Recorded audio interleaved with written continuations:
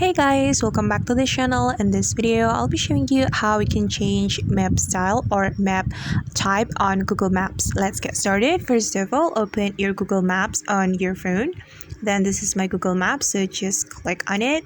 And if we want to change the map style or the map type, we can click on this button. Just click on it, and then you can choose the map type that you like. And if you want to turn your map into a satellite map, you can click on satellite right here.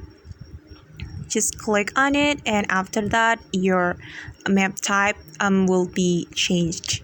And as you can see that the map style or the map type has been changed, and that's how we can change our map style on Google Maps. I hope this video will be helpful for you. Thank you so much for watching, and don't forget to like, comment, and also subscribe this channel. See you on the next video, guys.